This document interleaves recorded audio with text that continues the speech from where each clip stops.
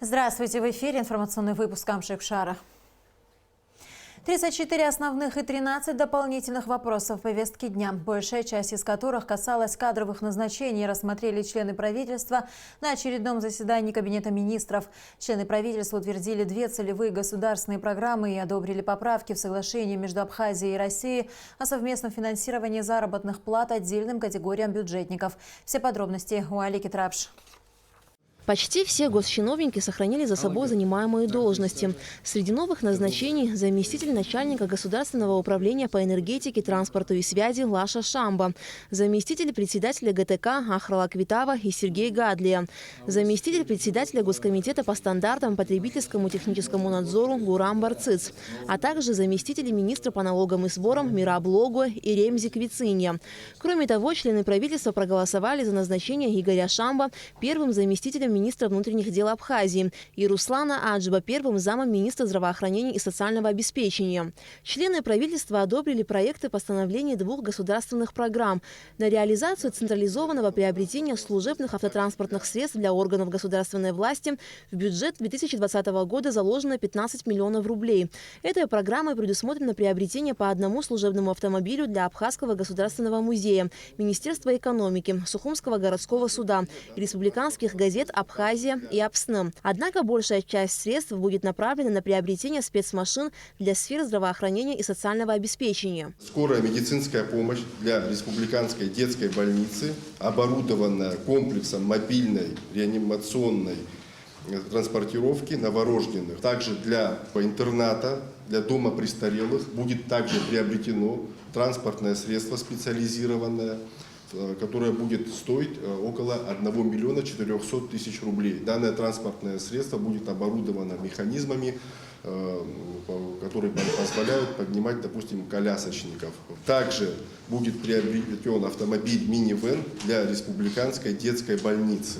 На развитие и совершенствование организации заместительной почечной терапии для больных с терминальной почечной недостаточностью из республиканского бюджета будет выделено 60 миллионов рублей. В 2012 году у нас на учете состояло 23 пациента, которым проводился программный диализ. Более 1900 процедур в год.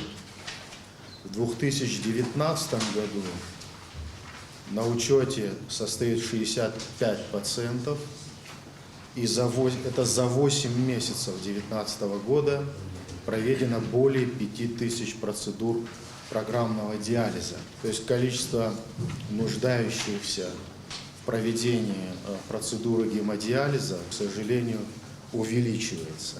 Постановлением правительства из резервного фонда Кабинета министров будут выделены средства на реализацию 2 задач. Государственному комитету Республики Абхазия по курортам и туризму в размере 200 тысяч рублей на проведение информационно-рекламных туров для субъектов туристического бизнеса Республики Крым и Республики Башкортостан.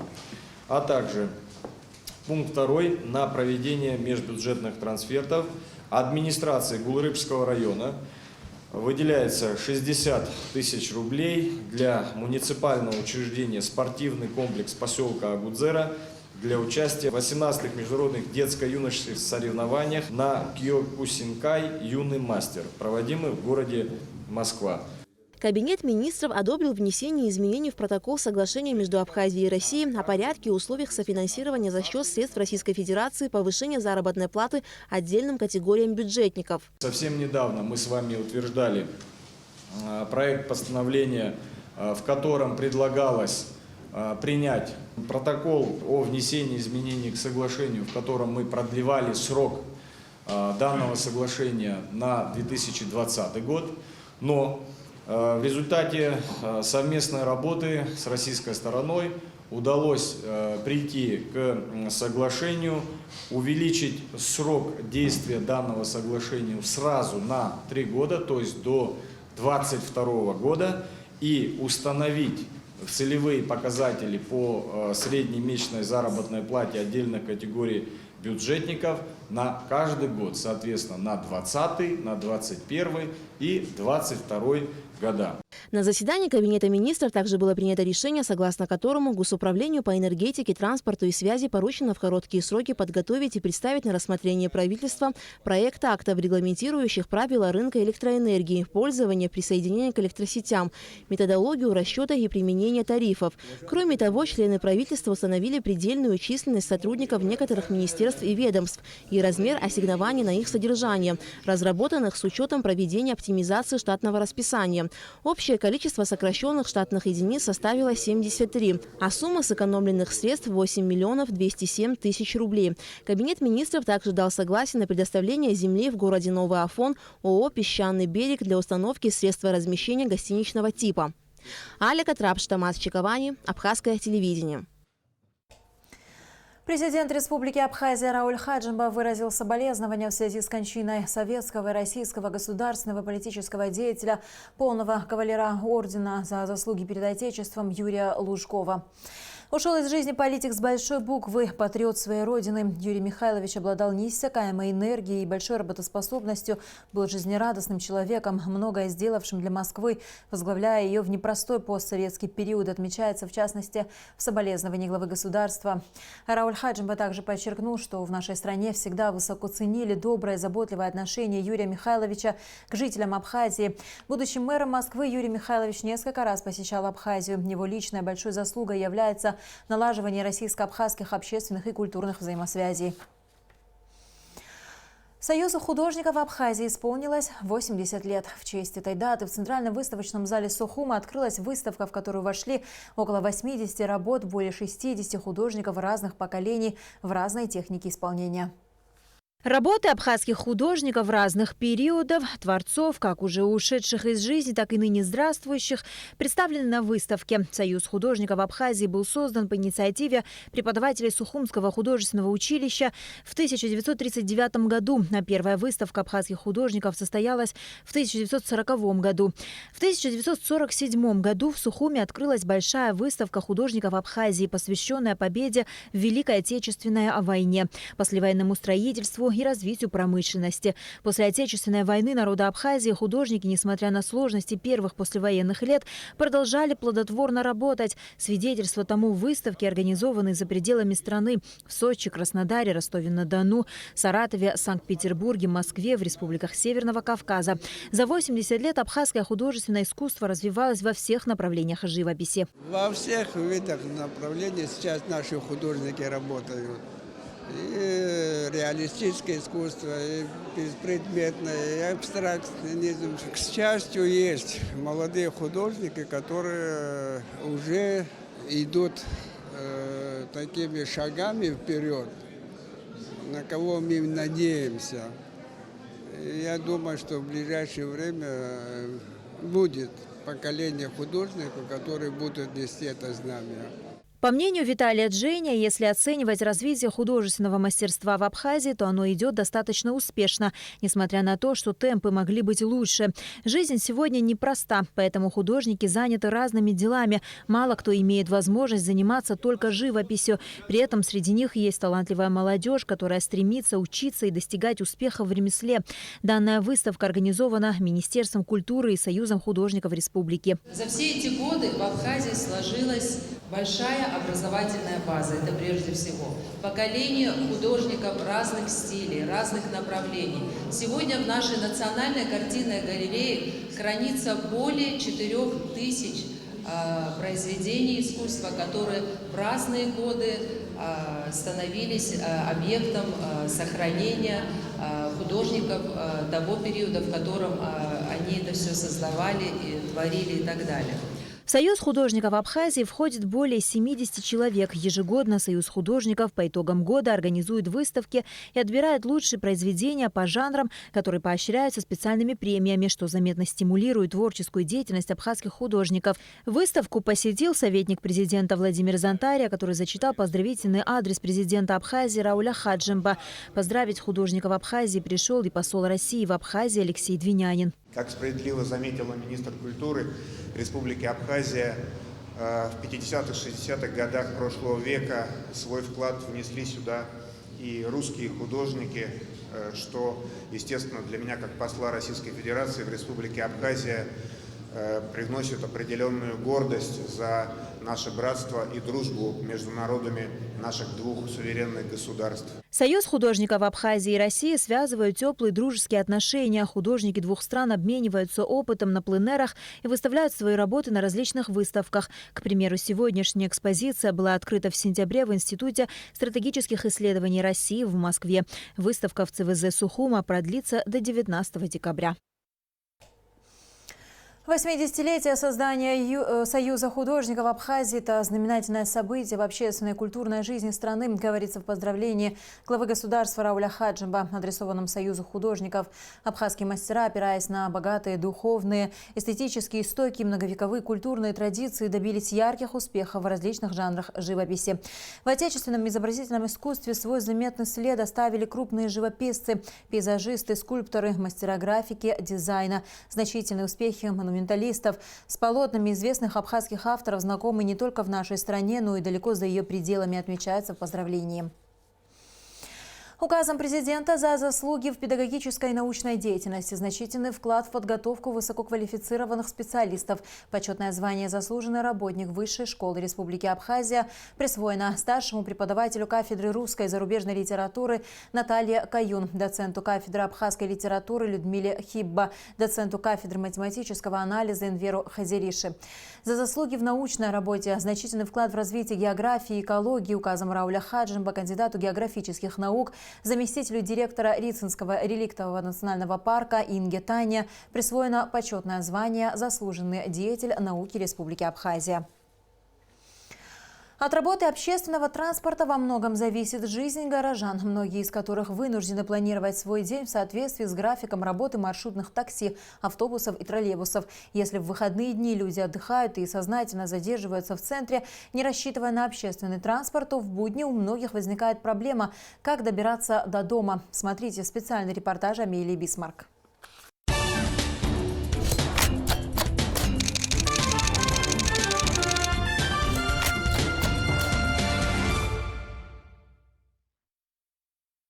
Правильная организация работы общественного транспорта особенно важна в вечернее время, ведь после работы людям необходимо добраться домой. Зимой эта проблема обостряется из-за короткого светового дня и понижения температуры. Жители столицы подолгу просиживают и зачастую просто стоят на холоде в ожидании транспорта. Люди уже привыкли, что после 8 часов вечера добраться в сторону нового района, старого поселка, Маяка и Синопа можно только на такси. Некоторые из столичных школ работают в 2 смены. Когда заканчиваются стандартные 6 уроков, на улице уже темно. Кирилл и Артур учатся во 2-й школе, а живут они в районе Маяка. Вечером перед учениками встает вопрос – остаться на последний урок и идти домой пешком или отпроситься и успеть на последний автобус. У меня школа заканчивается поздно, автобус тоже не всегда бывает, приходится пешком идти вот отсюда до дома. Когда уроки заканчиваются, иногда в 5 уроков было, тогда еще можно успеть на автобус, депо, например, и поехать. А сейчас вот такого, в 6 часов он уже как бы уходит, и нельзя успеть на него со школы. Еще одна темная остановка и еще один одинокий школьник в ожидании транспорта, а на часах нет и 7 вечера. Стою вообще, маршруток вообще нету. Вообще выхожу, бывает полчаса стою, вообще транспорта нету вообще. И сейчас вот жду, нету, уже долго жду.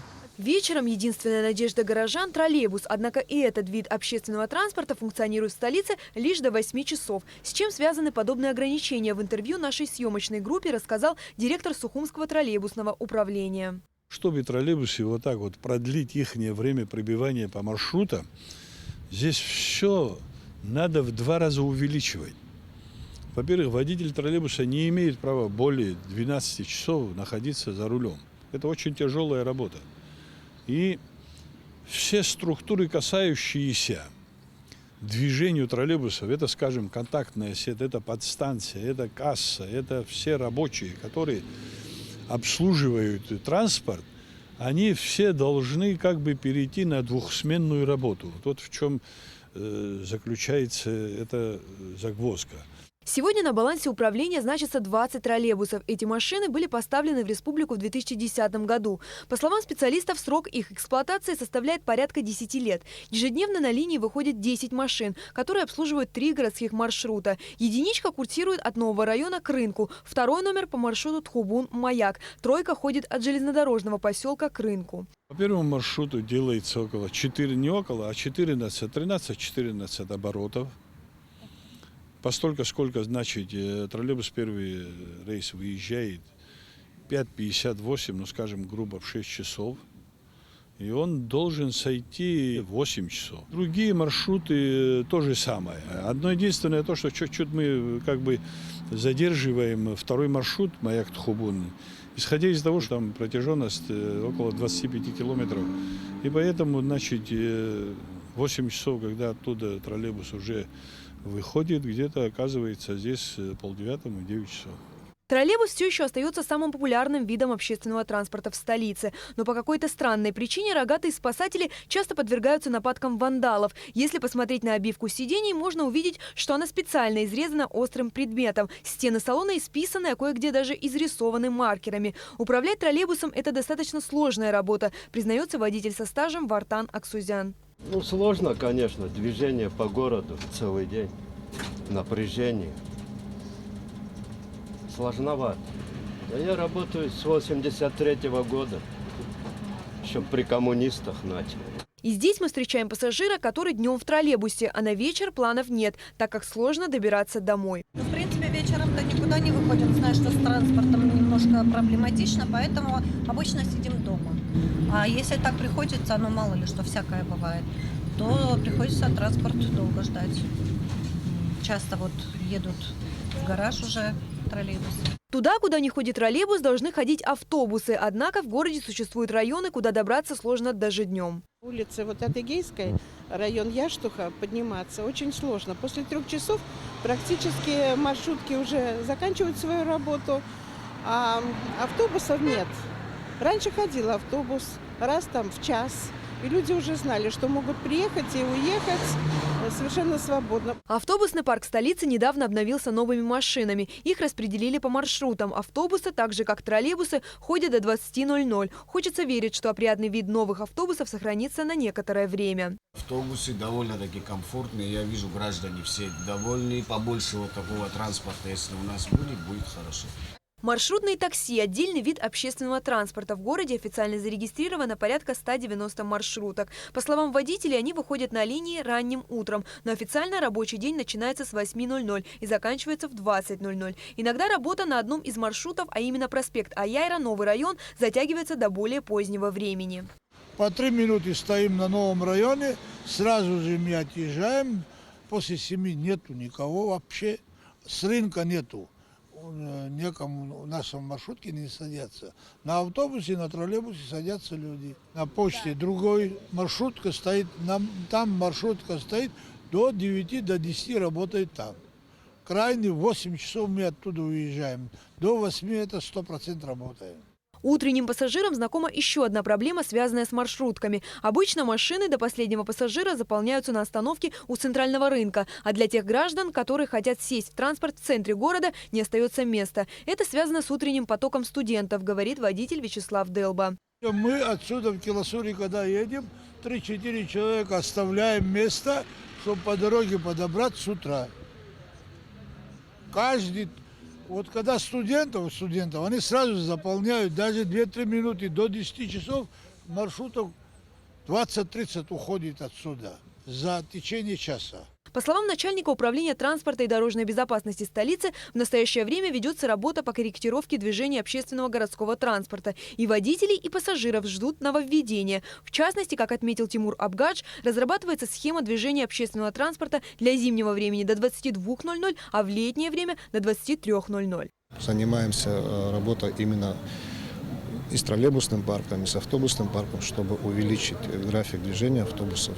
Те работы, которые сегодня есть, они требуют корректировки, и эти корректировки в процессе работы будут происходить для того, чтобы было удобно и горожанам, и сами водители тоже с нами стоят и не против того, чтобы те изменения, которые будут в лучшую сторону, чтобы они происходили. Впереди череда зимних праздников. В городе планируется проведение торжественных мероприятий. В связи с этим работа общественного транспорта будет продлена до позднего вечера, а в новогоднюю ночь автобусы и троллейбусы будут ходить полные сутки. Амелия Бисмарк, Эльдар Дамиров, Дэвид Анкваб, Абхазское телевидение.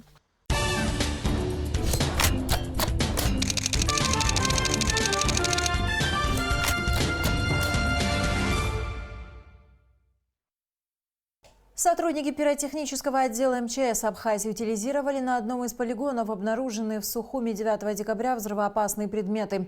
Противотанковую гранату, 3 противопехотных мины, ручную гранату и запал от гранаты. Разминирование и обезвреживание взрывоопасных предметов входит в компетенцию только специальной саперной части МЧС. Обезвреживание боеприпасов, приведение боеприпасов в состояние, исключающее возможность их самопроизвольного взрыва. Не взорвавшиеся боеприпасы или взрывоопасные предметы, как правило, должны уничтожаться на месте путем их подрыва. Если не представляется возможным или целесообразным уничтожить их на месте по причинам безопасности или экологическим соображениям, таким как близость зданий или объектов, то сотрудники МЧС должны обезвредить боеприпасы. Сначала привести их в безопасное состояние, а затем перевести в надлежащее место для последующего уничтожения. Повысить квалификацию и обменяться опытом с коллегами. В эти дни в Сухуми проходят тренинги и мастер-классы для учителей. Специально для проведения курсов в Абхазию приглашены преподаватели из Северокавказского федерального университета. Мероприятие, организованное Министерством просвещения Абхазии, собрало педагогов из всех районов страны. Репортаж Гугуцы Вардания. Второй день подряд в стенах Национальной библиотеки имени Ивана Папаскир проходят семинары и мастер-классы для преподавателей и методистов со всех районов республики. Это дает возможность абхазским учителям усовершенствовать свои знания в сфере преподавания истории, химии, математики, обществознания, биологии и даже изобразительного искусства. На протяжении 5 лет для проведения курсов в столицу приглашают лучших преподавателей из Северо-Кавказского федерального университета. Мероприятие организовано при поддержке Министерства просвещения республики. Такие курсы Министерство просвещения проводит не впервые. Между нами был заключен с Северо-Кавказским университетом в 2016 году договор. Чаще и вообще за последние 5 лет мы стараемся проводить такие курсы, помимо курсов и мастер-классы, и просто слушания разного рода. Семинары и лекции проходят в нескольких секциях. На первом этапе проводятся мастер-классы и тренинги в области биологии, химии, физики, алгебры и геометрии. Одно из самых главных преимуществ таких мероприятий – обмен опытом, подчеркивают и гости, преподаватели из КФУ. Когда общаешься с учителями и своя собственная работа, то накапливается опыт. Все-таки с возрастом приходит мудрость немножко.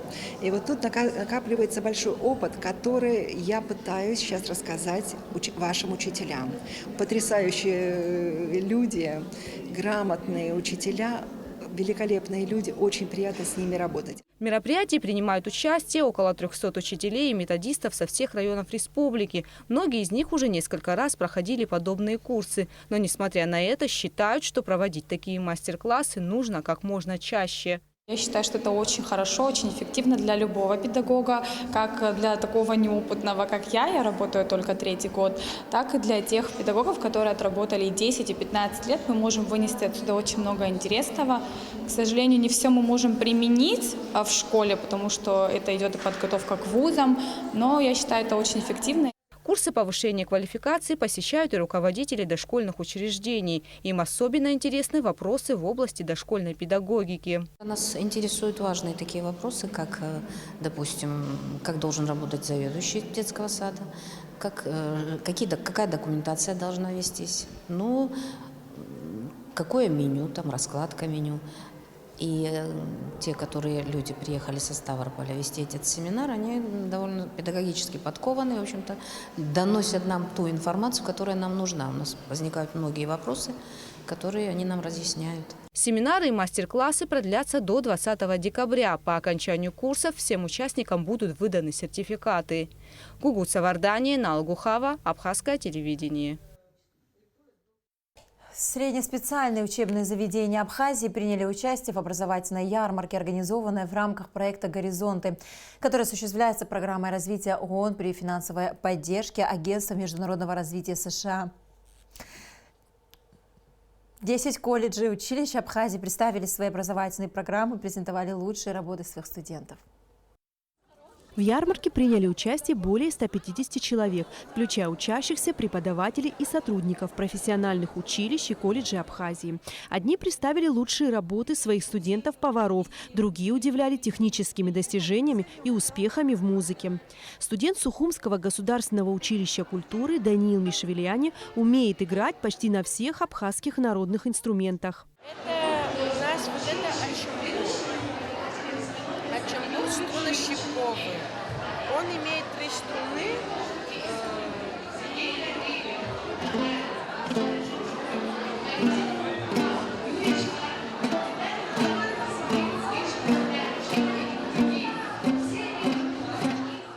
Талантливые работы воспитанников Сухумского художественного училища приковывали взгляд издалека.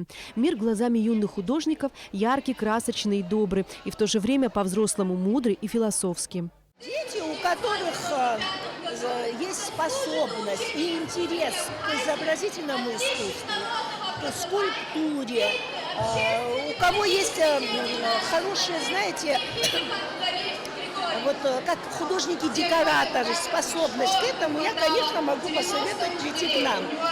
У нас новое отделение открыто, как новое, уже лет 10, дизайн одежды, где дети могут себя показать с этой стороны.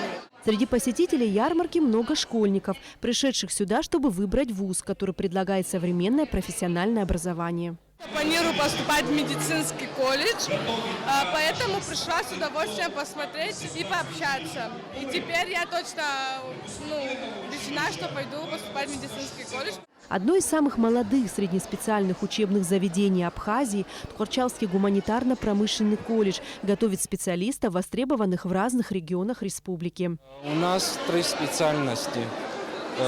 Педагогика начальных классов, строительство, эксплуатация сооружений зданий, техника автомобильного транспорта. Многие трудоустроены, мы гордимся нашими студентами. Важность данного мероприятия отметила и замминистра просвещения Абхазии Медея Чингелия. Такое общение, такой опыт, это придает импульс к работе среднего профессионального образования.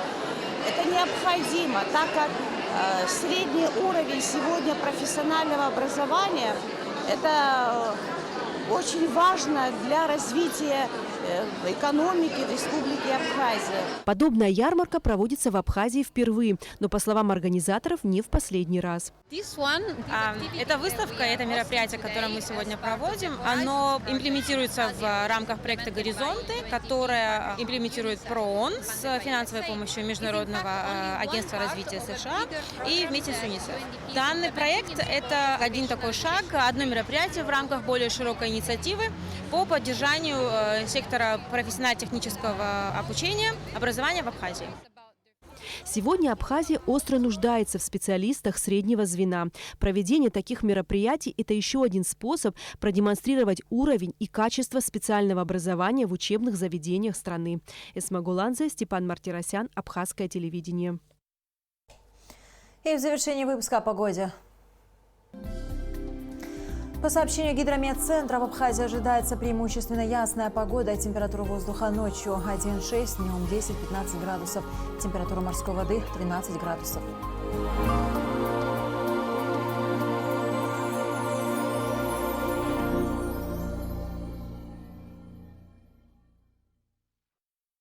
На этом наш выпуск завершен. Всего вам доброго.